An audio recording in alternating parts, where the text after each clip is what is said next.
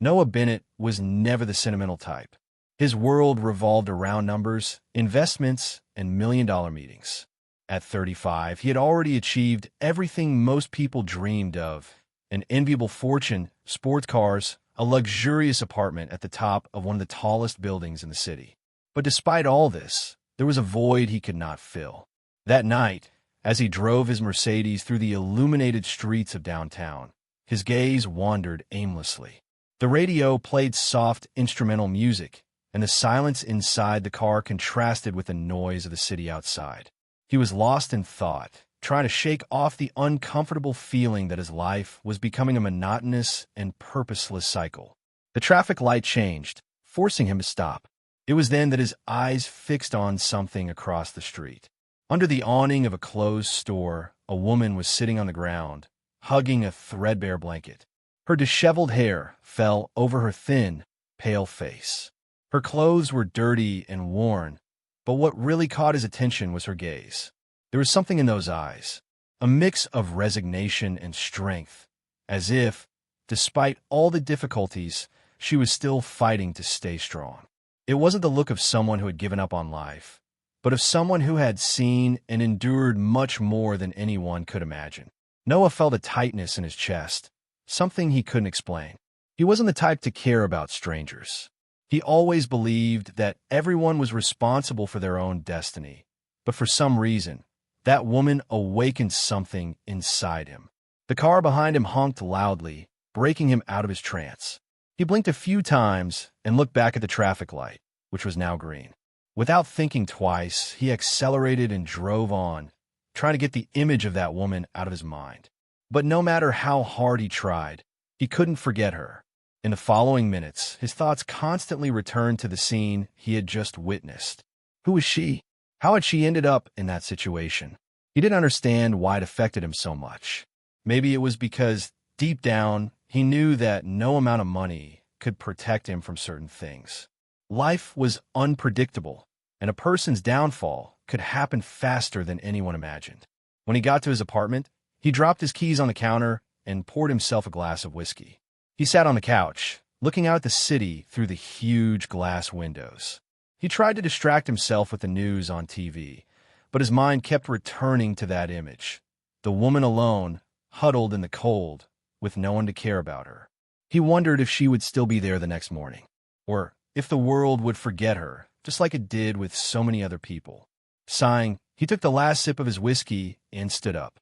He tried to convince himself that he was just another one of the many homeless people in the city, that there was no point wasting time thinking about it. But deep down he knew something about that woman had changed something inside him. And no matter how hard he tried to ignore it, that feeling wouldn't go away so easily. The next morning, Noah Bennett tried to go about his daily routine as if nothing had happened. He woke up early, put on an impeccable suit, and headed out for another day of meetings. The sky was gray, and the cold weather matched his mood. He had always been rational, objective, and not one to let his emotions get the better of him. But that morning, his mind kept wandering back to the woman he had seen the night before. He couldn't understand why it bothered him so much. It wasn't the first time he had seen a homeless person. New York was full of them. But somehow, this woman seemed different. Maybe it was the look in her eyes. Maybe it was the way she held her blanket so tightly, as if it were the only thing keeping her warm in the world. Throughout the day, between meetings and endless phone calls, Noah tried to focus. His longtime business partner and friend, Ryan Carter, noticed that he was more distracted than usual. "Noah, what's wrong with you?" Ryan asked during lunch. "Since when do you get so lost in your own thoughts?" "I'm just tired," Noah replied, absently twirling his glass of water between his hands. "Tired of what?" "You have the life anyone dreams of." Noah didn't answer. Instead, he looked away out the restaurant window. The streets were busy as always, people coming and going, hurrying, not taking the time to notice who was around them. A question had been plaguing his mind since the night before. What if she was still there? That night, instead of heading straight home after work, Noah took a different route. He drove down the same streets where he had seen the woman, his heart beating a little faster for no apparent reason. When he turned the corner and saw the marquee where she had been the night before, his chest tightened. She was still there, in the same position, hugging the same blanket, her face partially hidden by her messy hair. The scene was almost identical, as if time had stopped for her. Noah pulled the car over to the other side of the street and watched for a few seconds. Then he made a decision that not even he fully understood. He got out of the car. His expensive shoes made a soft noise against the wet sidewalk. The cold night wind made him pull his coat a little tighter. The woman, however, did not move. Only when he approached, a few steps away, did she look up. Her eyes narrowed in suspicion. "What do you want?" Her voice was hoarse, probably from lack of use. Noah hesitated for a moment. He hadn't planned exactly what to say. He simply followed the instinct that had brought him there. "Are you hungry?" The woman arched an eyebrow. She looked at him as if trying to guess his intention. Then she looked away and shrugged. "I don't need charity." Noah sighed. He hadn't expected it to be easy, but something told him she needed more than food that night. "It's not charity. It's just food." She didn't answer right away. The silence between them was broken by the sound of a car speeding down the street. Noah noticed that her hands were shaking slightly, and then it happened.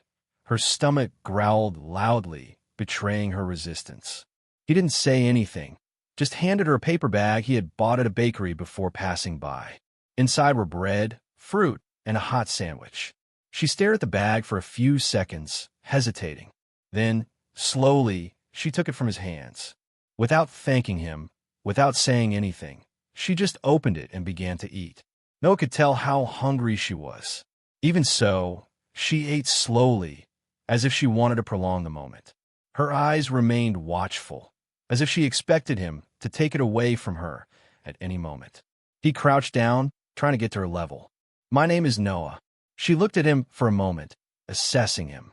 Then, with her mouth still full, she murmured, "Grace." And he went back to eating.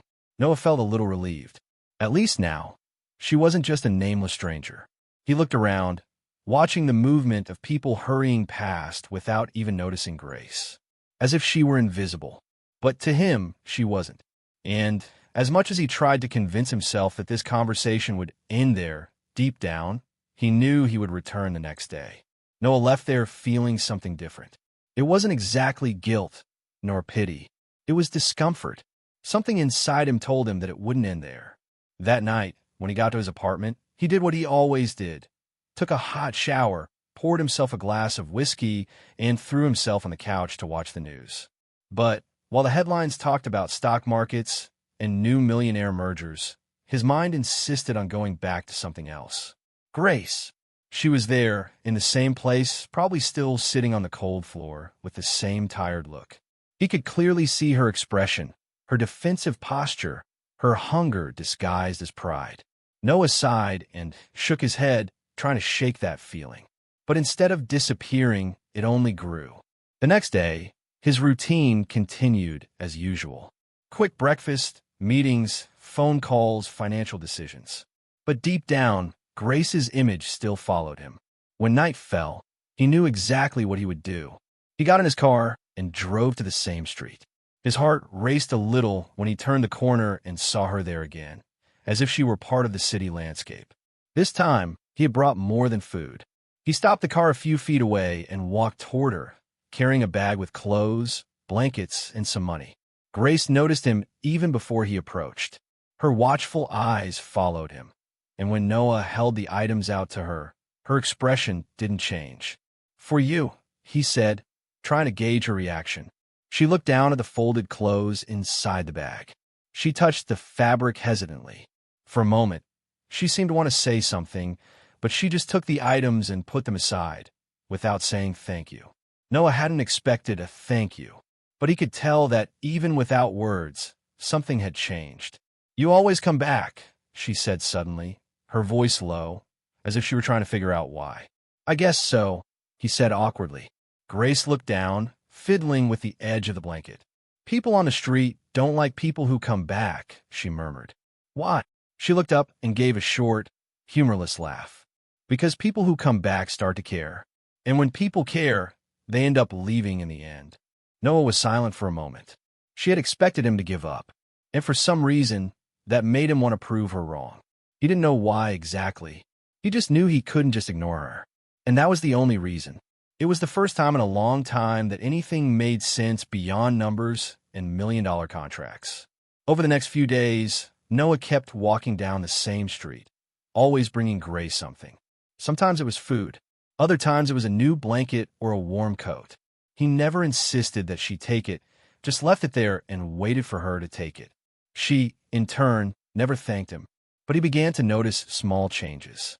At first, she avoided eye contact. Now she would stare at him for a few seconds before looking away. Before, her posture had always been closed off, as if she expected an attack at any moment. Now she seemed a little less tense when he approached. One night, he decided to take a chance and sat down next to her on the sidewalk. He hadn't planned what to say, but it didn't matter. The silence between them was not uncomfortable. After a few minutes, he asked, "How did you end up here?" Grace didn't answer right away. Her eyes wandered down the street, as if thinking of an answer. "It's a long story," she said finally. "I have time." She laughed lightly, shaking her head. "You're not like the others." "What do you mean?" "The ones who give alms and go on with their lives as if they'd never stopped. You didn't come here just once. You keep coming back." Noah didn't know exactly what to say. He himself didn't understand why he kept coming back. Maybe because for the first time, he felt like something outside of his world of luxury actually mattered. Grace sighed and rested her arms on her knees. "I had a normal life. A small apartment, a job, friends. But one day it all fell apart." He could tell that talking about it was hard for her. "Did someone hurt you?" She looked away, biting her lip. "Let's just say that trusting the wrong people can end up costing you everything you have." Noah felt a tightness in his chest. "What about your family?" Grace let out a humorless laugh. "Family? I'm the only family I have." The silence that followed was heavy. Noah had never felt so helpless in front of anyone before. He was used to solving problems with money, connections, and influence. But standing there in front of Grace, he didn't know what to do. All he knew was that he didn't want to see her in that place forever. And deep down, she knew that was exactly what he was thinking. That night, Noah went home with a heavy heart.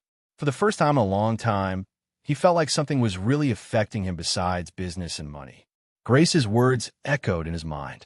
Trusting the wrong people can end up costing you everything you have. What had happened to her? He didn't ask her anything else. He knew that each answer carried a pain that she might not be ready to share. Over the next few days, Noah kept passing by the same place, always bringing something for Grace. But one day, when he reached that corner, his heart sank when he didn't see her there. She was never absent. A strange feeling came over him. He looked around, trying to find some sign of her, but there was nothing. Then he noticed something. The blanket she always used was thrown in the corner, dirty and wrinkled. A bad feeling took over him. Without thinking twice, he began asking the local shopkeepers, "Have you seen a woman who usually stays here?" He gave Grace's description. Most people just nodded indifferently, until a man who owned a small cafe pointed down an alley. "I saw someone taking a woman there last night, but she seemed to be feeling ill." Noah wasted no time. He ran into the alley, his heart racing. And that was where he found her. Grace was lying on the ground, huddled against the damp brick wall. Her face was pale, her lips chapped. Her half-lidded eyes could barely focus on him. "Grace!" He knelt beside her, gently holding her face. She tried to say something, but her voice was weak.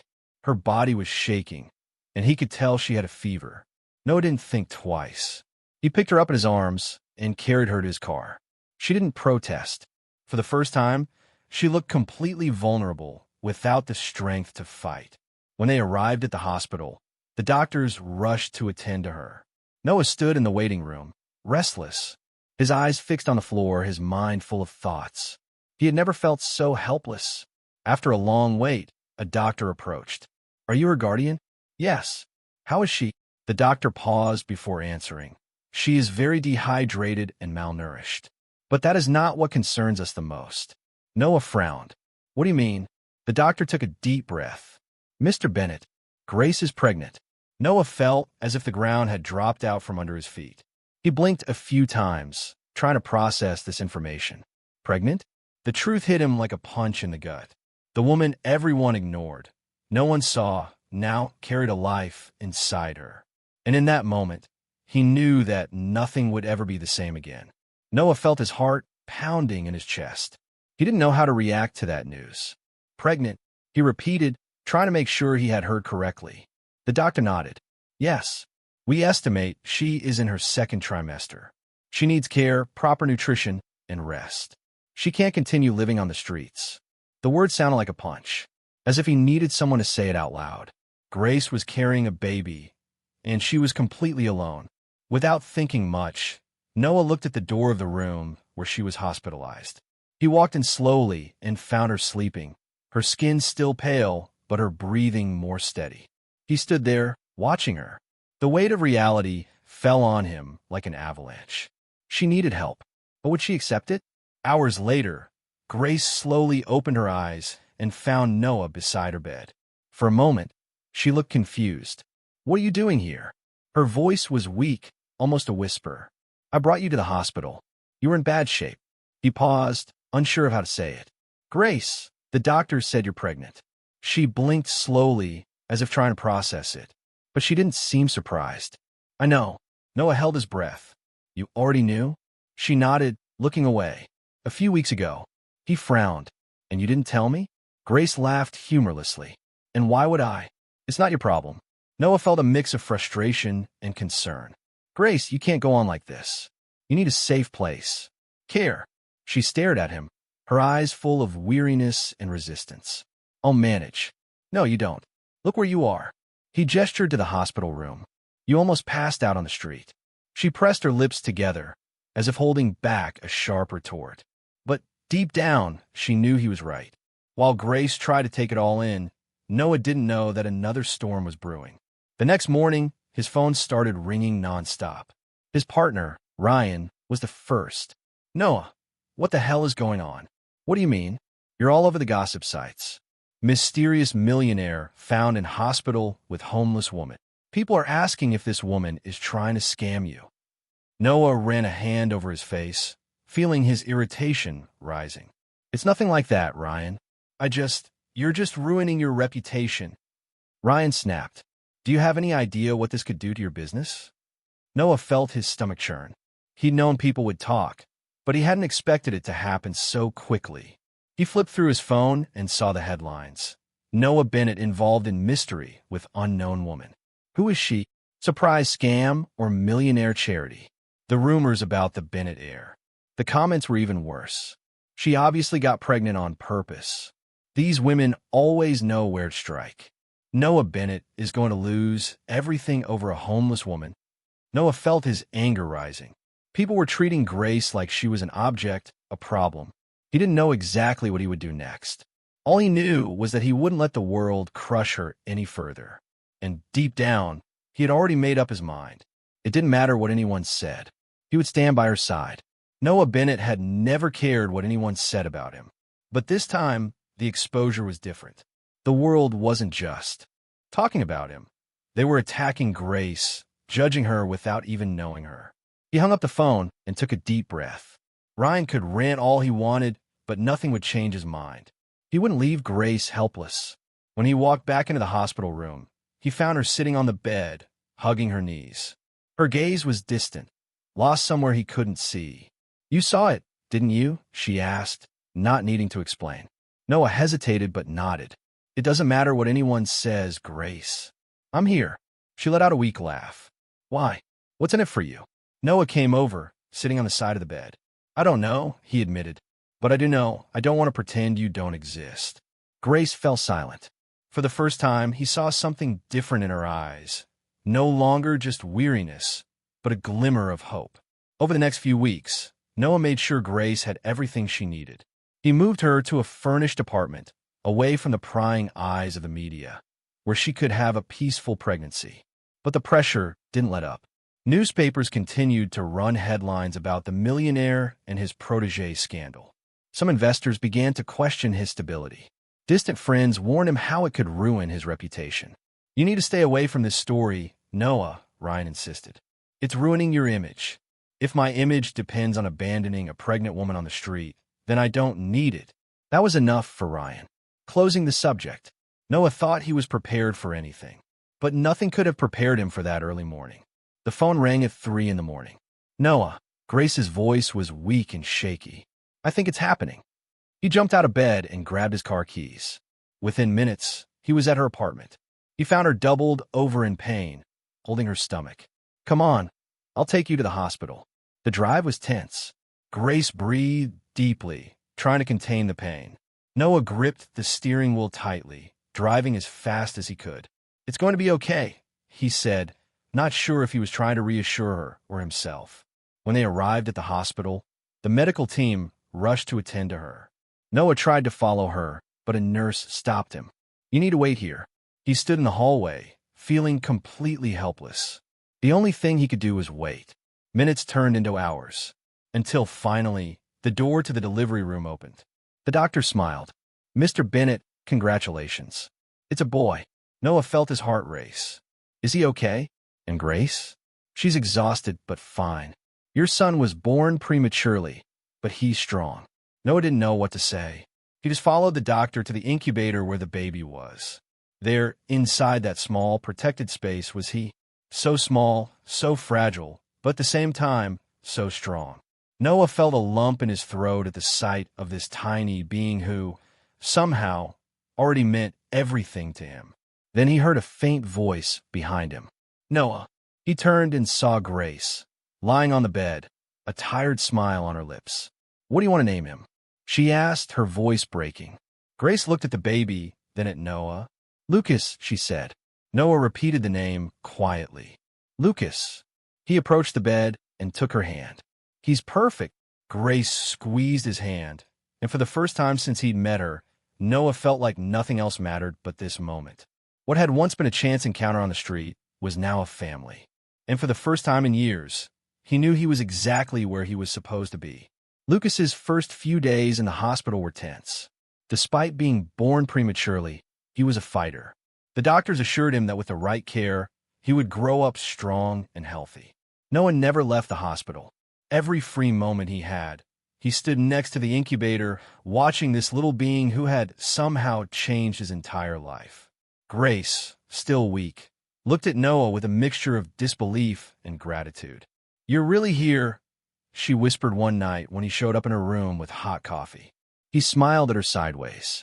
Did you think I would leave? She looked away. Everyone leaves. Noah felt a tightness in his chest. He knew that those words carried years of pain, rejection, and abandonment. I'm not going, he said firmly. Grace just nodded, but he could tell that for the first time, she seemed to believe him. Lucas grew up healthy and full of energy. Noah made sure to give him everything she never had emotionally: love, presence, and protection.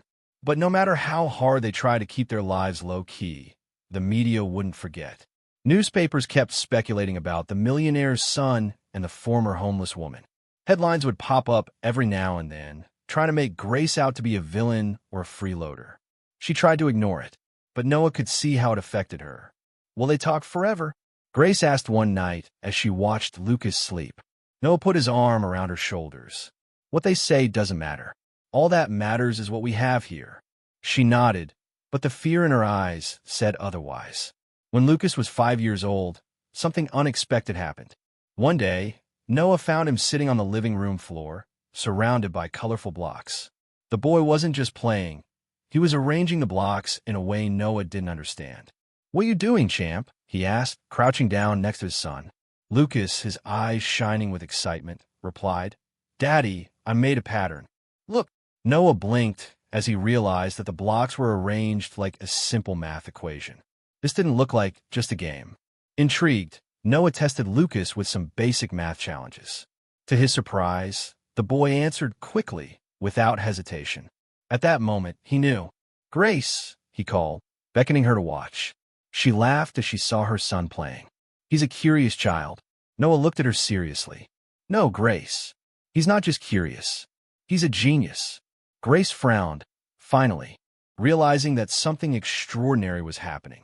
At that moment, neither of them knew it, but Lucas was about to become much more than just the son of the millionaire and the former homeless woman. He was about to change the world. The discovery of Lucas's talent changed everything. The boy, only 5 years old, could solve complex math problems without any teaching. formal. Noah, fascinated, decided to take him to a specialist. The test confirmed what he already suspected. Lucas had a very high IQ, far above the average for his age. "Your son has an exceptional gift," said the child psychologist. "He could be one of the greatest geniuses of his generation." Grace, hearing that, felt a mixture of pride and fear. "What does that mean?" she asked, uncertain. "It means he's going to be different," Noah replied. "But we're going to make sure that's a blessing, not a burden." Even though she tried to keep her life private, news about Lucas's talent ended up leaking to the media. Millionaire Noah Bennett's prodigy son and his controversial mother. One headline read. Newspapers began to explore Lucas's story, and invitations from prestigious schools began to arrive. Renowned institutions wanted him to study with the best teachers in the world. But while Noah saw opportunities, Grace saw a risk. Noah, they don't care about Lucas. They want a show. Noah understood what she meant. For years, Grace had been the target of cruel judgments. Now, her son was becoming the center of attention. She feared that the exposure would destroy him. "I just want to protect him," she said, holding Noah's hands. He looked at her, seeing the panic in her eyes. "I want it too, Grace. But hiding his talent isn't protecting him. It's imprisoning him." Amidst all the commotion, a popular TV show invited Noah and Grace for an interview. Noah accepted, but Grace hesitated. "I don't want to rehash everything," she said, looking down at the floor. "It's not about the past, Grace. It's about showing the world who you really are." She took a deep breath. On the night of the interview, she sat next to Noah in the studio, under the spotlight. The host was quick to ask the question everyone wanted to hear. "Grace, what's it like being the mother of a genius after living on the streets?"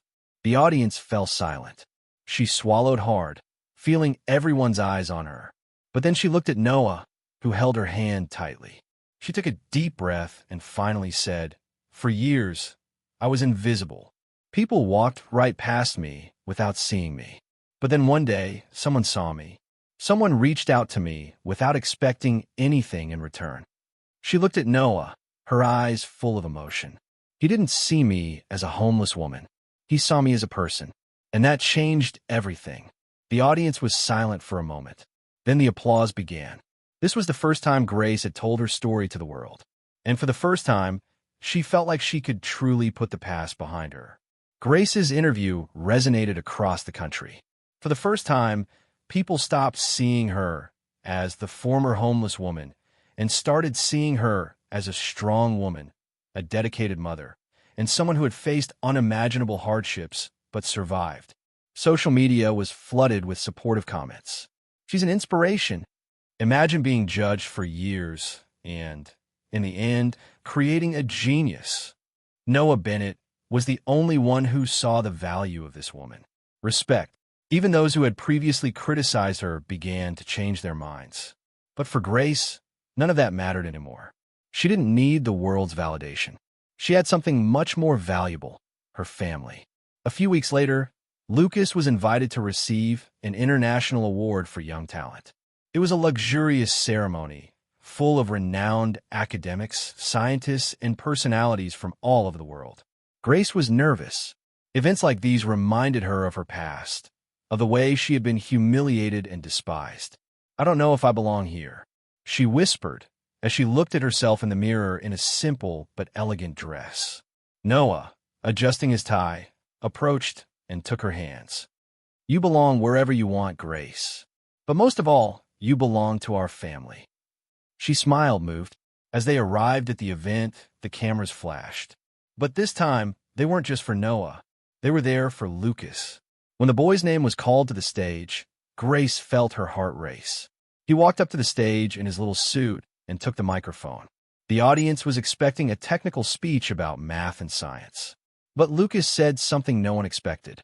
"I'm so grateful for this award, but I want to talk about something more important," he said, his voice childish but full of confidence. The room fell silent.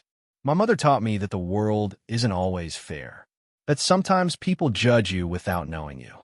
But she also taught me that love and courage can change everything."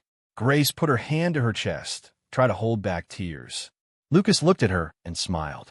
"So I just want to say, Mommy, this award is yours too. Because without you, I wouldn't be here. The audience was silent for a second. Then they gave a standing ovation. Grace felt a tear run down her face as she looked at her son on stage.